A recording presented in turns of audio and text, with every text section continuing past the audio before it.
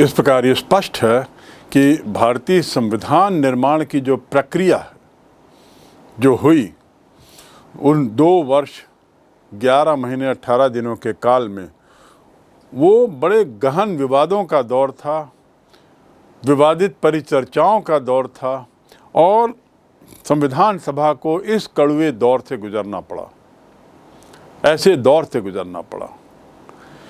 खट्टी मीठी यादें हम इसे कह सकते हैं। लेकिन हमें याद रखना चाहिए कि संविधान एक बिंदु पर पूर्ण रूप से सहमत था। केंद्रीय अभिलक्षण यानी प्रत्येक वयस्क भारतीय को मताधिकार मिलेगा, इस बात पर सब सहमत थे। प्रत्येक भारतीय को वयस्क मताधिकार बहुत बहुत क्रांतिकारी कदम था। इसकी अहमियत को शायद आप आज उतना नहीं समझ सकते जितना कि 1947 के लोग समझते थे, उस दशक के लोग समझते, क्योंकि एट वन स्ट्रोक, एक ही स्ट्रोक में सभी वयस्कों को, चाहे वो किसी भी श्रेणी के हों, चाहे वो किसी भी जाति के हों, किसी भी धर्म के हों, किसी भी लिंग के हों और आर्थिक स्थिति से कितने ही पिछड़े क्यों ना हों, शैक्षणिक दृष्टि से कितने ही शून्य क्यों ना हों, उन सब को मत देने का अधिकार दे दिया। उन सब को देश की राजनीतिक प्रक्रिया में समान रूप से अधिकार दे दिया। ये एक बहुत ऐतिहासिक क्रांतिकारी कदम संविधान सभा ने उठाया और अच्छी बात ये कि इस मुद्दे पर पूरी संविधान सभा एकमत थी। ऐसा उदाहरण हमें अन्य देशों के इतिहास में कहीं नहीं मिलेगा। इसके लिए हमें गर्व होना चाहिए। उल्लेखनीय है कि अन्य देशों में पूर्ण मताधिकार के प्रावधान को कई चरणों में गुजरना पड़ा। जितने बड़े बड़े देश आज हम बात करते हैं, शक्तिशाली देशों की, सभ्य देशों की, आधुनिक देशों की, यहाँ पे वयस्क मताधिकार मिलने का इतिहास यदि आप पढ़ेंगे तो दंग रह जाएंगे। कई चरणों में बहुत से संघर्षों के बाद धीरे धीरे क्रमशः मिलता गया।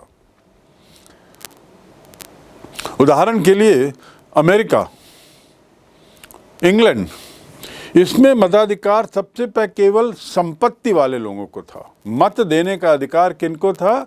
केवल उनको जिनके पास इतनी संपत्ति थी जो भी परिभाषित किए थे, और वो संपत्ति भी अच्छी मात्रा में। ऐसा नहीं कि 5,000 रुपये, 10,000 रुपये या आधा एकड़ जमीन, नहीं, अच्छी मात्रा में आपके पास संपत्ति होनी चाहिए, तभी आप मताधिकार का उपयोग कर सकते थे इंग्लैंड ऑफ अमेरिका में। उसके साथ ही पढ़े लिखे हों, मिनिमम पात्रता उसकी उन्होंने कॉलेज की रखी थी। उसके साथ ही कुछ अन्य पात्रताएं, कुछ अन्य क्वालिफिकेशंस भी डाले गए थे। क्रमशः वहां पर वयस्क मताधिकार मिला, पहले संपत्ति वालों को, उसके बाद पढ़े लिखे लोगों को उसमें जोड़ा गया कि संपत्ति के ना होने पर यदि पढ़े लिखे हैं तो वो भी शामिल हो सकते हैं मताधिकार में। उसके बाद श्रमिकों को अधिकार मिले, बहुत बाद में मिले, और श्रमिकों के बाद कृषक वर्ग को उसके बाद मिला, उसमें भी पुरुषों को। महिलाएं की जो हालत है, महिलाएं तो बहुत बहुत दीर्घकालीन संघर्ष के बाद मताधिकार प्राप्त कर सकी इंग्लैंड में और अमेरिका में। कई चरणों में वहाँ पे मताधिकार, वयस्क मताधिकार मिला, और भारत में एक ही कानून के बल पर पूरे देश के सभी 21 वर्ष से ज़्यादा के लोगों को मत का अधिकार दे दिया गया, चाहे वो कितना भी निर्धन क्यों हो, चाहे कितना भी निम्न जाति का क्यों न हो, तथाकथित निम्न जाति का क्यों न हो, आदि आदि। अब ये उम्र घटाकर 18 वर्ष कर दी गई है वयस्क मताधिकार। भारत में सभी वयस्कों को, स्त्री पुरुषों को एक साथ बिना किसी अन्य शर्तों के वयस्क मताधिकार प्रदान कर दिया गया।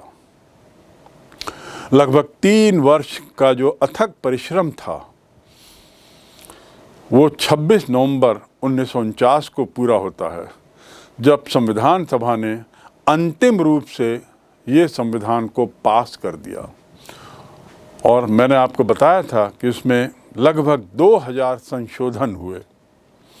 इसी दिन संविधान सभा के अध्यक्ष डॉक्टर राजेंद्र प्रसाद ने इसकी जो 2 पुस्तकें थी, 2 अनुवाद थे हिंदी और इंग्लिश में, उनको हस्ताक्षर किए और उस पर उन्होंने लिखा,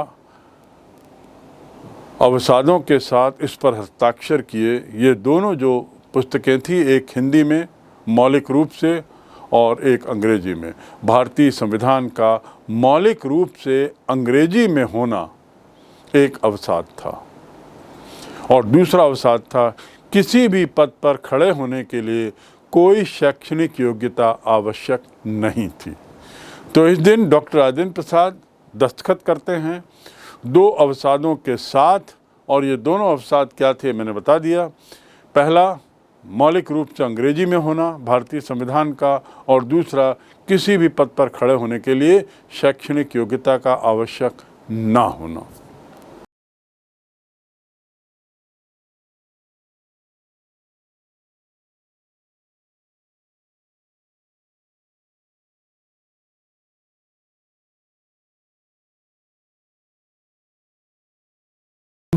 नवंबर 1949 को राजेंद्र प्रसाद जी के दस्तखत के साथ इसे अब लागू करने की तारीख जो थी वो तय थी 26 जनवरी 1950।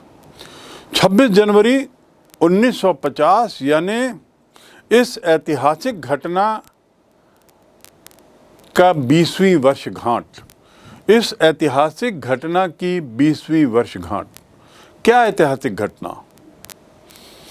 इसके लिए थोड़ा हमें पीछे इतिहास की ओर जाना होगा। 26 जनवरी 1930 को रावी के किनारे, रावी नदी जो वर्तमान पाकिस्तान में है, उसके किनारे भारतीय राष्ट्रीय कांग्रेस के वार्षिक अधिवेशन में बोलते हुए पंडित जवाहरलाल नेहरू ने कहा था कि देश का संविधान जब पूरा हमें मिल जाए उसे हम स्वतंत्रता मानेंगे। और उन्होंने घोषित किया था कि हमारा लक्ष्य पूर्ण स्वराज है। ये 26 जनवरी 1930 को रावी नदी के किनारे लाहौर के पास के अधिवेशन में पंडित जवाहरलाल नेहरू ने घोषित किया कि भारतीय राष्ट्रीय कांग्रेस, भारतीय राष्ट्रीय आंदोलन, इसका लक्ष्य और उद्देश्य अब पूर्ण स्वराज है, कंप्लीट इंडिपेंडेंस। क्योंकि उसके पहले भारतीयों की मांग पूर्ण स्वराज नहीं थी, भारतीयों की मांग थी डोमिनियन स्टेटस। ये दूसरा विषय है। फिलहाल आप इतना याद रखें कि पूर्ण स्वराज की मांग पहली बार 26 जनवरी 1930 को उठाई गई। उसकी 20वीं वर्षगांठ पड़ती थी 26 जनवरी 1950। तो पूर्ण स्वराज की घोषणा के 20वीं वर्षगांठ के अवसर पर इस संविधान को देश को समर्पित किया गया।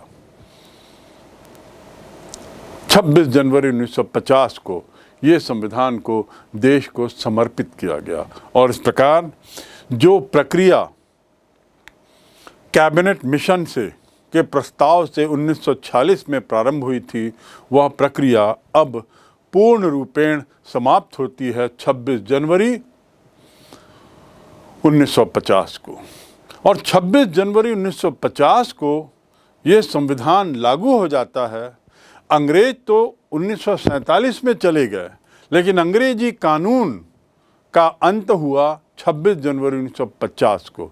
इसीलिए ये पूर्ण स्वराज का दिन कहलाया, क्योंकि अब भारतीय कानून भी लागू हो गया। कानून भी वो जो भारतीयों ने बनाया था। इसलिए इस दिन को पूर्ण स्वराज की घोषणा की 20वीं वर्षगांठ के रूप में चुना गया।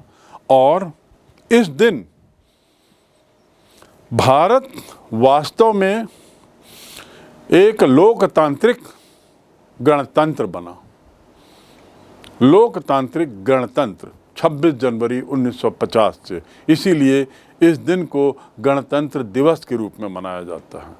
एक गणतंत्र देश वो देश कहलाता है, एक रिपब्लिक वह देश कहलाता है जहां का मुखिया जनता के द्वारा चुना जाता है। गणतंत्र, गण माने जनता, जहां जनता का तंत्र, शासन व्यवस्था जनता की, और उसका प्रतिबिंब कौन रहता है? मुखिया।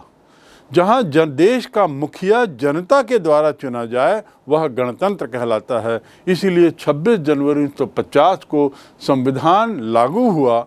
वह पूर्ण स्वराज की घोषणा का 20वीं वर्षगांठ का दिन था और इस दिन गणतंत्र दिवस के रूप में मनाया जाता है, क्योंकि इस दिन जो संविधान लागू हुआ उस संविधान के तहत देश का मुखिया जनता के द्वारा चुना जाएगा। रिपब्लिक, गणतंत्र। इस प्रकार हमने संविधान सभा के निर्माण का एक वृहद अध्ययन कर लिया, उसकी निर्माण की प्रक्रिया, उसकी प्रक्रिया का इतिहास, उसकी पृष्ठभूमि, निर्माण के दौरान होने वाली घटनाएं, विभिन्न एस्पेक्ट्स, विभिन्न पहलू को हमने समझ लिया। और अब हम निश्चित रूप से हमारा संविधान क्यों है और कैसा है, इसका उत्तर अब हम पा चुके होंगे।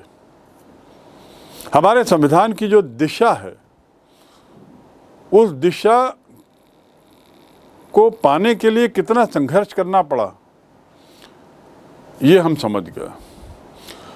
हमारे संविधान के आदर्श किस सोच पर आधारित हैं, उसके पीछे क्या इतिहास रहा है, इसको अब हम समझ गए हैं। तो संविधान निर्माण को समझने के बाद, उसकी प्रक्रिया को समझने के बाद, उसकी महत्ता को समझने के बाद अब हम आते हैं इस अध्याय के अंतिम बिंदु पर, और वो है संविधान की विशेषताएं। हमारे संविधान की विशेषताएं क्या हैं?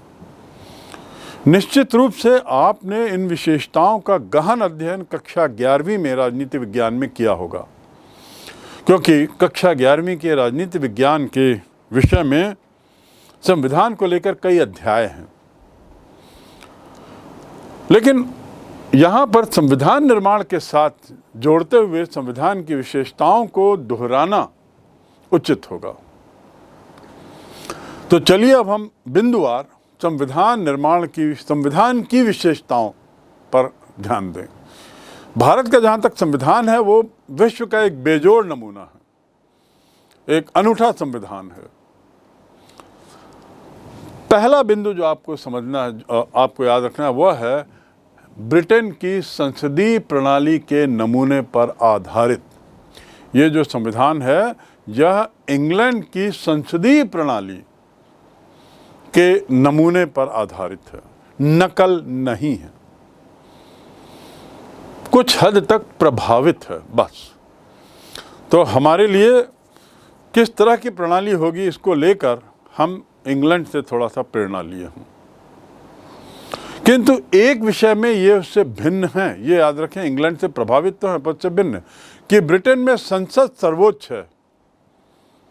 इंग्लैंड में सर्वोच्च क्या है? संसद। लेकिन भारत में संसद नहीं, संविधान सर्वोच्च है। ये हो गई दूसरी विशेषता। भारत में संविधान सर्वोच्च है और संविधान से भी ऊपर जनता सर्वोच्च है। हमारे संविधान में स्पष्ट है, हमारी प्रस्तावना में स्पष्ट है कि देश के संविधान से ऊपर कोई नहीं। तो पहला बिंदु ब्रिटिश संसदीय प्रणाली से प्रेरित, दूसरा बिंदु संविधान सर्वोच्च जहां और संसद नहीं। तीसरा, जिस उद्देश्य से यह संविधान बनाया गया है उस उद्देश्य को संक्षिप्त में प्रस्तावना में दे दिया गया है। मैं बता दूं, जिस उद्देश्य से संविधान को बनाया गया है उन उद्देश्यों को संक्षिप्त में प्रस्तावना में दे दिया गया है। प्रस्तावना यानी प्रीएम्बल। वो पहला पृष्ठ जिसकी शुरुआत होती है we the people of India, we comma the people of India, और अंतिम लाइन देखिए टू आवर सेल्व्स। हम इसे अपने को स्वयं को समर्पित करते हैं, dedicate it to ourselves, we the people of India. संविधान किसने बनाया? जनता ने। संसद से भी ऊपर हैं हम, संविधान से भी ऊपर हैं हम। तो अगला बिंदु जो है वो आपको ये समझना है, एकमात्र ऐसा संविधान जहां की प्रस्तावना में सारे उद्देश्य निहित कर दिए गए हैं। Sovereign, socialist, secular, democratic Republic, सार्वभौमिक, धर्मनिरपेक्ष, लोकतंत्रीय, गणतंत्र देश का होगा। ये संविधान की प्रस्तावना में दे दिया गया। अगली विशेषता जो मैंने बताई कि ये ऐसा संविधान है जो जनता के द्वारा बनाया गया और जनता को समर्पित।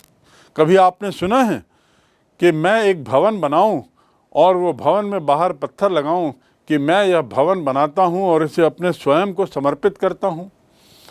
बनाने वाला अपने को स्वयं को समर्पित नहीं करता। लेकिन ये संविधान की बहुत बड़ी विशेषता है। हमारे संविधान निर्माताओं की दूरदर्शिता का परिचायक है, जहां उन्होंने अपने को सर्वोच्च बताते हुए, जनता को सर्वोच्च बताते हुए जनता को ही समर्पित किया है। ये एक बहुत बड़ी विशेषता है। इसके बाद इसकी अगली विशेषता, यदि इसकी प्रस्तावना को देखेंगे तो जैसा मैंने बताया पूर्व में कि प्रस्तावना में वी द पीपल से शुरू होता है, हम भारत के लोग, और उसके बाद 26 नवंबर 49 को संविधान को अंगीकृत, अधिनियमित और आकर्षित करते हैं। तो किस दिन लागू होता है संविधान? किस दिन अंगीकृत होता है? लागू तो होता है 26 जनवरी, लेकिन अंगीकृत होता है 26 नवंबर 49 तारीख। ये अगली विशेषता। और इस विशेषता की खासियत ये है कि संविधान का कुछ हिस्सा तो 26 नवंबर से ही लागू हो गया। संविधान का कुछ हिस्सा तो 26 नवंबर से ही लागू हो गया, लेकिन पूर्ण रूप से ये 26 जनवरी को लागू हुआ। दूसरी विशेषता मैंने प्रस्तावना की बताई थी कि ये बाद में लागू हुआ, पहले संविधान लागू हुआ। अब अगली विशेषता कि ये संविधान भारत को एक सार्वभौमिक, समाजवादी, धर्मनिरपेक्ष और लोकतांत्रिक गणराज्य घोषित करता है। बहुत बड़े विचार, बहुत लॉफ्टी आइडियल। इन शब्दों के विस्तार से अर्थ आप राजनीति शास्त्र में पढ़ चुके होंगे, इसलिए यहाँ पे दोबारा पुनरावृत्ति करने की जरूरत नहीं है, पर आप इन शब्दों से वाकिफ होंगे ऐसा हमारा मानना है। अगली विशेषता, इसे सर्व प्रभुत्व संपन्न राष्ट्र माना गया है। सर्व प्रभुत्व संपन्न राष्ट्र, सार्वभौमिक, सॉवरेन, और उसमें प्रभुत्व किसका? जनता का। प्रभुत्व जो है वो जनता में निहित है, सांसदों में नहीं, प्रधानमंत्री में नहीं, किसी अन्य पर नहीं, संविधान पर भी नहीं। सबसे ऊपर कौन है? जनता। यानी बारंबार इस बात को संविधान में दर्शाया गया है कि जनता सर्वोच्च है। People are supreme. Nobody is above the common man, nobody is above the people.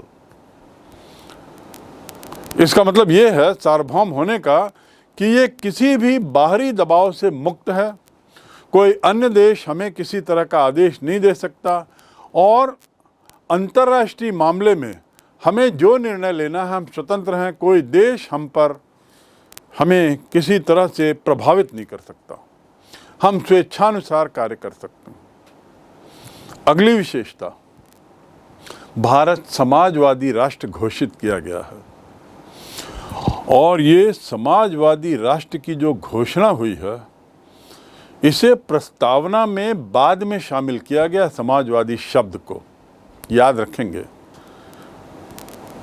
प्रस्तावना में समाजवादी शब्द sovereign socialist secular democratic Republic, sovereign socialist, ये सोशलिस्ट शब्द जो आया है, समाजवादी शब्द जो आया है, यह संविधान के 42वें संशोधन के तहत आया, जो 1970 के दशक में हुआ।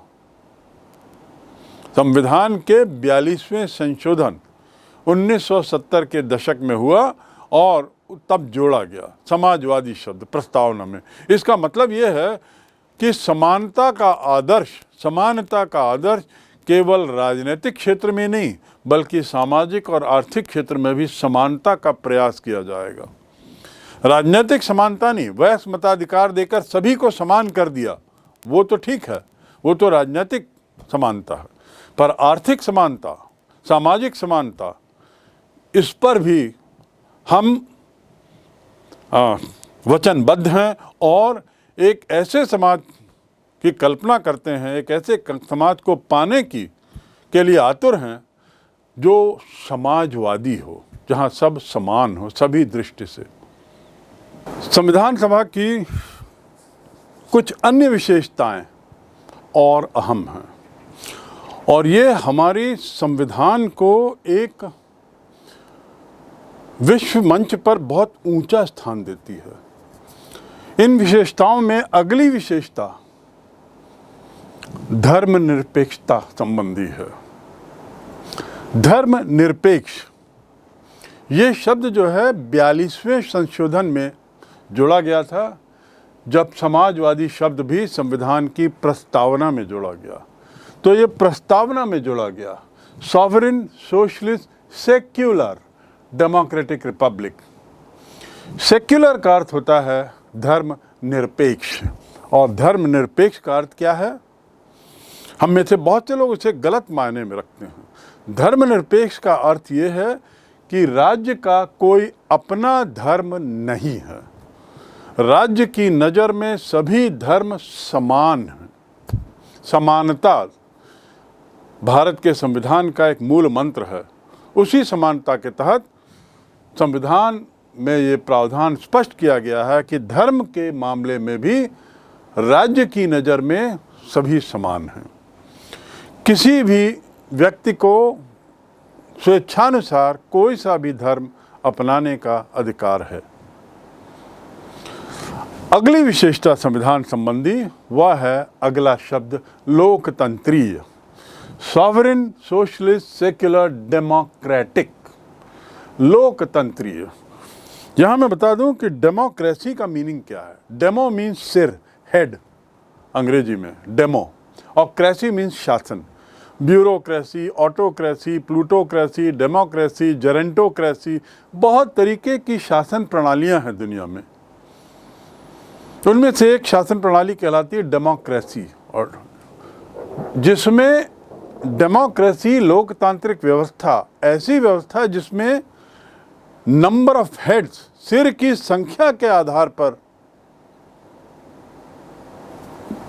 बहुमत तय किया जाता है। जिस तरफ ज्यादा सिर यानी जिस ओर ज्यादा लोग, उसकी सरकार।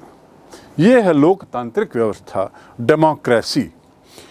समस्त का स्रोत जो है इसमें बड़ा स्पष्ट किया गया है कि जो power is flowing from people, जो सत्ता है वो सत्ता कहाँ से आ रही? जनता से आ रही। इट इज कमिंग फ्रॉम, जनता से आ रही है।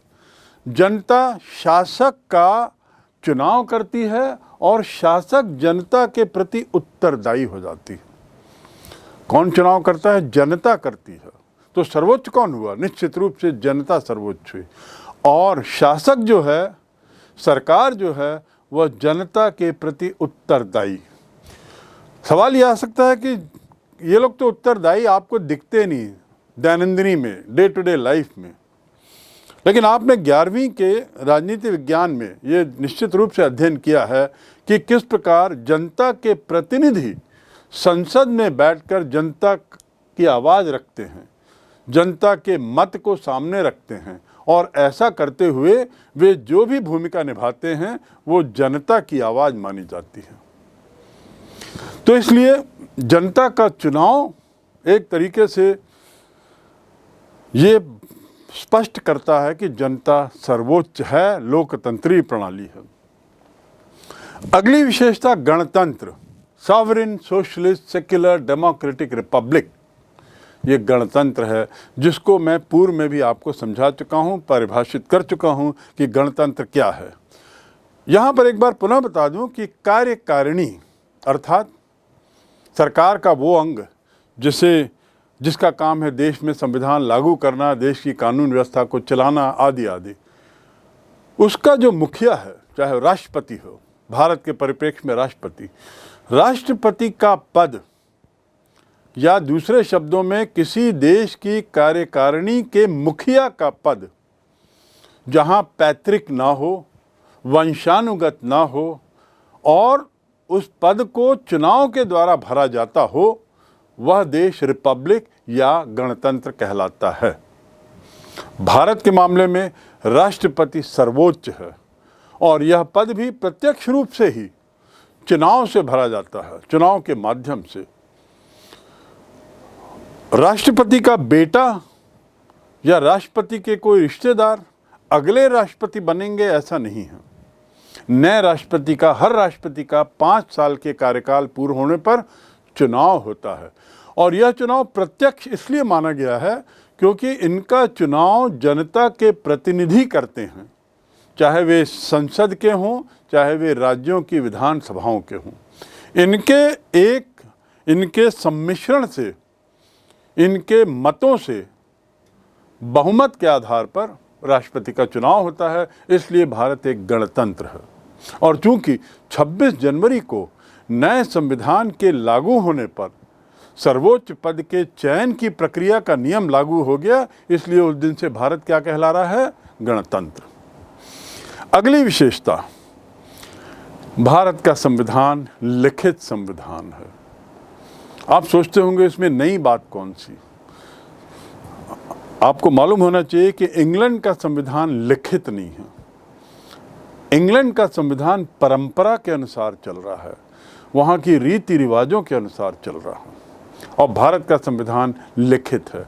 अमेरिका का संविधान भी लिखित है, लेकिन अमेरिका का संविधान लिखित है तो पर वो बड़े कम समय के लिए बड़ा छोटा संविधान है, 6 माह में बना लिया गया था।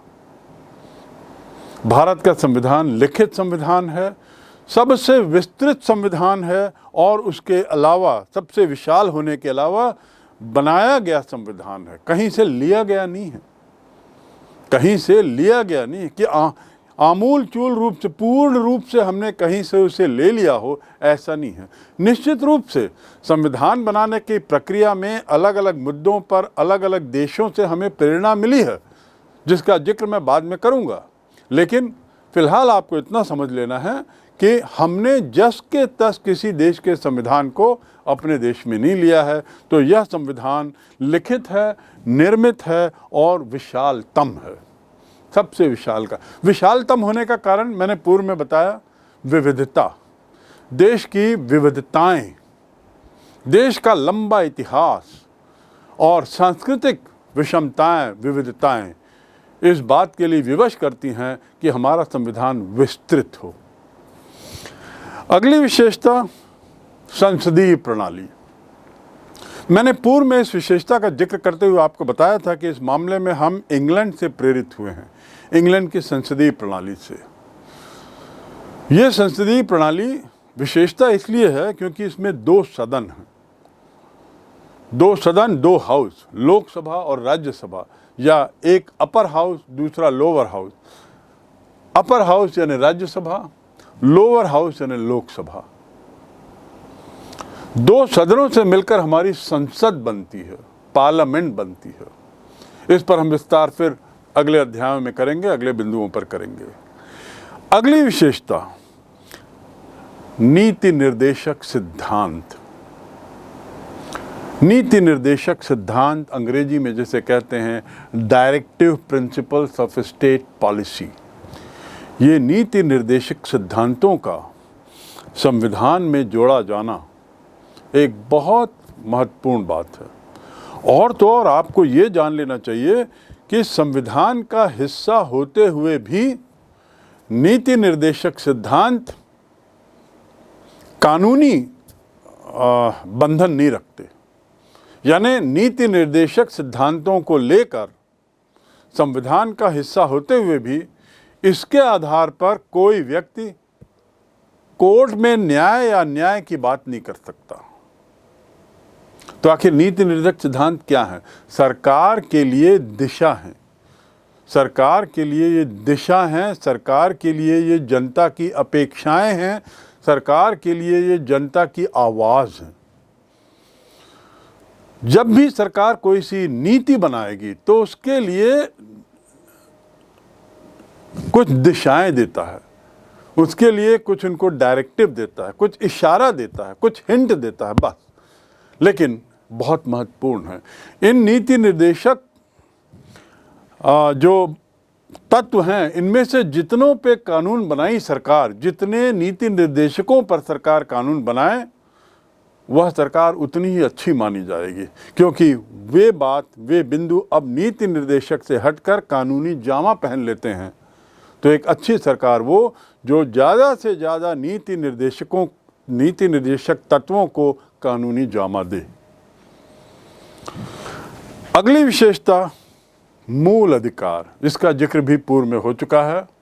6 मूल अधिकार हैं, पूर्व में 7 थे। बाद में संपत्ति का अधिकार को संविधान संशोधन के माध्यम से हटा दिया गया और 6 अधिकार और 10 कर्तव्य। ये जो 10 कर्तव्य हैं, 10 कर्तव्यों को एक संशोधन के माध्यम से 1976 में जोड़ा गया। संविधान में एक संशोधन करके 1976 में 10 कर्तव्यों को जोड़ा गया अधिकार के साथ। तो 6 अधिकार और 10 कर्तव्यों का उसमें संविधान में बाकायदा विश्लेषण है। अगला बिंदु विशेषता के लिए, संविधान लचीला है और संविधान कठोर है। लचीला और कठोर दोनों कैसे होगा? लचीला और कठोर, संविधान का लचीला कैसे होना का क्या मायने हैं? यानी संविधान में संशोधन का प्रावधान है, संविधान में समय समय पर जरूरत पड़ने पर कुछ परिवर्तन किए जा सकते हैं, ये प्रावधान है, ये कहलाता है लचीलापन। अब संविधान का कठोरतापन क्या है? कठोरता का अर्थ ये है कि संविधान इतना सरल नहीं है, उसका जो संविधान में संशोधन करने की प्रक्रिया इतनी सरल भी नहीं है कि जब इच्छा हो सरकार संविधान के कुछ कानूनों में फेरबदल कर दे। उसके लिए एक लंबी प्रक्रिया से गुजरना पड़ता है। इसलिए संविधान में लचीलापन भी है और संविधान में कठोरता भी है। उसके प्रावधानों को बदलने के लिए एक प्रक्रिया से गुजरना पड़ता है, ये उसकी कठोरता दिखाता है।